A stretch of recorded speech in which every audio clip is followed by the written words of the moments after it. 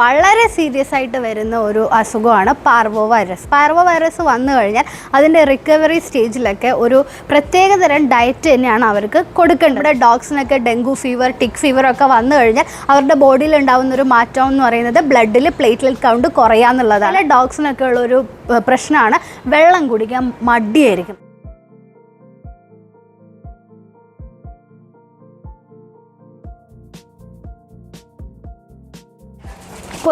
പൊരിഞ്ഞടി ലാവി no. Leo ക്ഷമിച്ചിരിക്കുകയാണ്. നിനക്ക് കിട്ടും.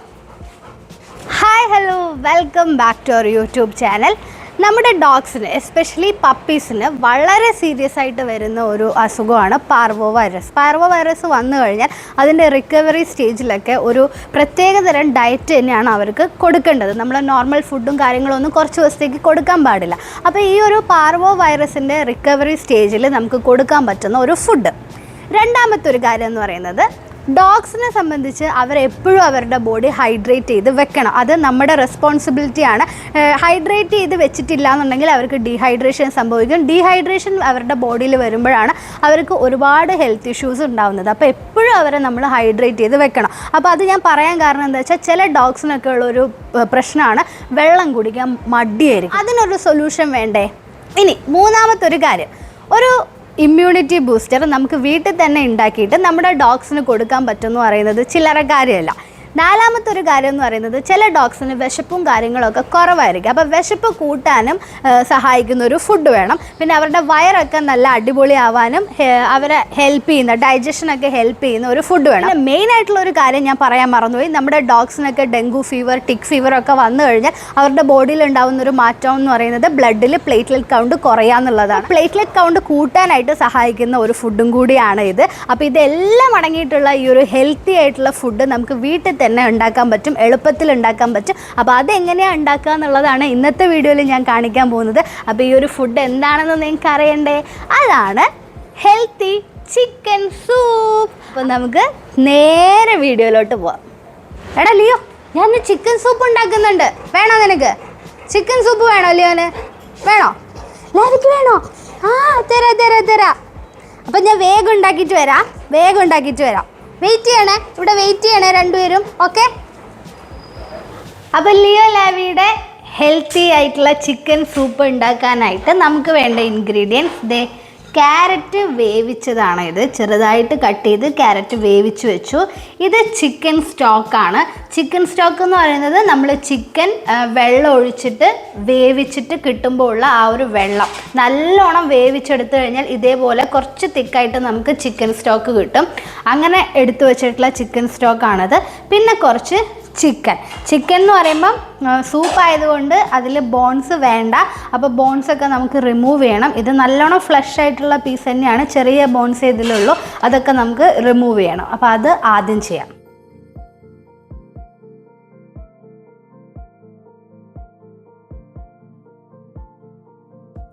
ചിക്കനൊക്കെ നല്ലോണം ബോണൊക്കെ കളഞ്ഞ് എടുത്തു വെച്ചിട്ടുണ്ട്. ഇതിൽ നിന്ന് നമ്മൾ നല്ലൊരു പോർഷൻ എടുത്തിട്ട്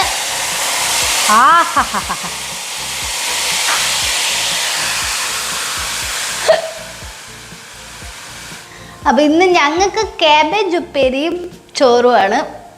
നമ്മളിത് ഈ പിച്ചി വെച്ചിട്ടുള്ള ചിക്കൻ എടുത്തിട്ട് ഒരു മിക്സിയുടെ ജാറിലോട്ട് ഇട്ട് കൊടുക്കുകയാണ്. ഇട്ട് കൊടുക്കുമ്പോൾ ഇതേ പാവം ലിയോ ലാവിക്ക് ഇങ്ങനെ കുറച്ച് കടിച്ച് എടുക്കാനായിട്ട് 2-3 പീസും മാറ്റി വെക്കുന്നുണ്ട്, എന്നാലേ അവർക്കൊരു സുഖം കിട്ടുള്ളൂ. അപ്പം നിങ്ങളുടെ വീട്ടിൽ പഴയ മിക്സിയുടെ ജാറൊക്കെ ഉണ്ടെങ്കിൽ അത് ഇട്ടിട്ട് അടിക്കുന്നതായിരിക്കും നല്ലത്. അല്ലെങ്കിൽ നമ്മുടെ മിക്സിയുടെ ജാറിൽ നല്ല ചിക്കൻ സ്മെല്ലടിക്കും. ഇതൊന്ന് അടിച്ചൊന്ന് കിട്ടാൻ വേണ്ടിയിട്ട് ഒരു 2 സ്പൂൺ ചിക്കൻ സ്റ്റോക്കും കൂടി നമ്മൾ ഇടുന്നുണ്ട്. അപ്പോൾ പെട്ടെന്ന് നമുക്ക് അടിച്ച് കിട്ടും. ചിക്കൻ സ്റ്റോക്ക് എന്ന് പറയുമ്പോൾ നിങ്ങൾ പെട്ടെന്ന് ചിക്കൻ വേവിച്ചിട്ട് ആ വെള്ളം എടുക്കരുത്. ആ ചിക്കനിലൊക്കെ ഉണ്ടാവുന്ന ആ ഒരു നെയ്യും കാര്യങ്ങളൊക്കെ നമുക്ക് ഈ വെള്ളത്തിലോട്ട് കിട്ടണമെങ്കിൽ കുറേ സമയം നമ്മൾ വേവിക്കാൻ വെക്കണം. ഇതൊന്ന് നിങ്ങൾ നല്ലോണം നോക്കിയാൽ അറിയാം, ഇതിലെ എണ്ണ കാണാം, ആ ഒരു നെയ്യിൻ്റെ സംഭവങ്ങളൊക്കെ കാണാനായിട്ട് പറ്റും. പിന്നെ ഇത് കുറച്ചും കൂടി തിക്കായിട്ട് നിൽക്കുന്നുണ്ട്. അപ്പോൾ കുറേ സമയം വേവിച്ചാൽ ഇങ്ങനത്തെ രൂപത്തിൽ കിട്ടും. അപ്പം നമുക്കിത് അടിക്കാം.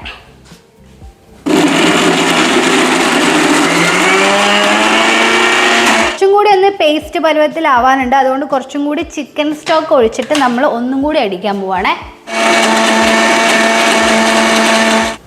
വാവ്! ഈ ഒരു പേസ്റ്റ് ഇതിലോട്ട് ചേർക്കാം.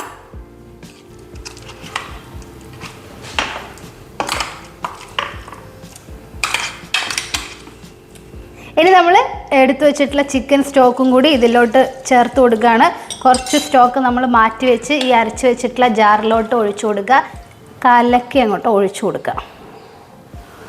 എന്നിട്ടിത് നല്ലപോലെ ഒന്ന് മിക്സ് ചെയ്യുക. ഈ ക്യാമറ പിടിക്കുന്ന പലർക്കും ഇത് കഴിക്കാനുള്ള ഒരു ആഗ്രഹം മനസ്സിൽ വരുന്നുണ്ട്. വേവിച്ച് വെച്ചിട്ടുള്ള ക്യാരറ്റും കൂടി ചേർത്ത് കൊടുക്കുകയാണ്. 2 ചെറിയ ക്യാരറ്റാട്ടോ ഞാൻ എടുത്തത്. പിന്നെ ഇവിടെ നമ്മൾ പിച്ചി വെച്ചിട്ടുള്ള ചിക്കൻ്റെ പീസും കൂടി ഇട്ട് കൊടുക്കുക. ഇതിനായിരിക്കും ഇന്ന് മിക്കവാറും അടി സംഭവിക്കുന്നത്. ഇനി നമുക്കിതൊന്ന് അടുപ്പത്ത് വെക്കാം. ഇവിടെ ക്യാരറ്റ് ഉപ്പേരി, ഇവിടെ ചിക്കൻ സൂപ്പ്. ഇവിടെ ചിക്കൻ സൂപ്പ്, അവിടെ ക്യാരറ്റ് ഉപ്പേരി. ഇതാ അമ്മേൻ്റെ ഫ്രണ്ട്. ഇതാണ് അമ്മേൻ്റെ പുതിയ ഫ്രണ്ട്.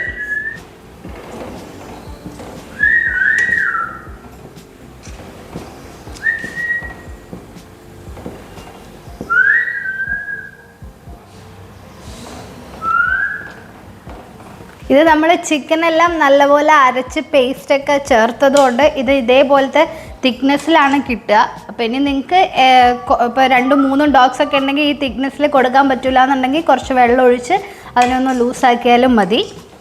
അപ്പം നമ്മളിപ്പോൾ ഈ ഒരു തിക്നെസ്സിൽ കൊടുക്കാമെന്നിങ്ങനെ വിചാരിക്കുന്നു. എല്ലാം കുക്ക് ചെയ്തിട്ടുള്ള സംഭവങ്ങളായതുകൊണ്ട് ഇതൊന്ന് ജസ്റ്റ് തിളച്ചാൽ മതി. എന്നിട്ട് നമുക്ക് ഓഫ് ചെയ്യാം. പിന്നെ ചിക്കൻ വേവിക്കുന്ന സമയത്ത് നമ്മൾ കുറച്ച് മഞ്ഞൾപ്പൊടി ഇട്ടിട്ടുണ്ടായിരുന്നു. അല്ലാതെ എക്സ്ട്രാ മഞ്ഞൾപ്പൊടി ഒന്നും നമ്മൾ ഇതിൽ ചേർത്തിട്ടില്ല.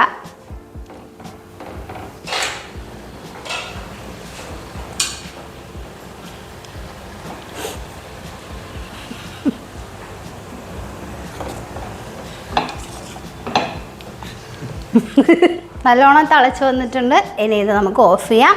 ചൂട് തണിഞ്ഞിട്ട് ലിയോലാവിക്ക് കൊടുക്കാം.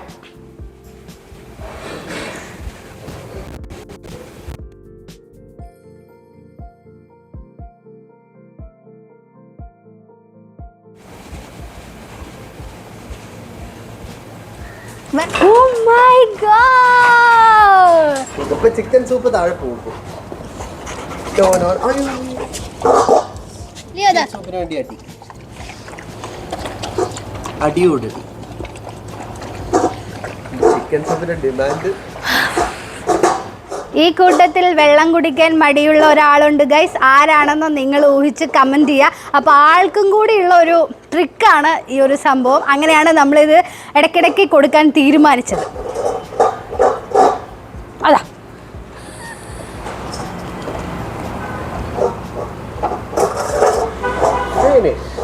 ഫിനിഷ്.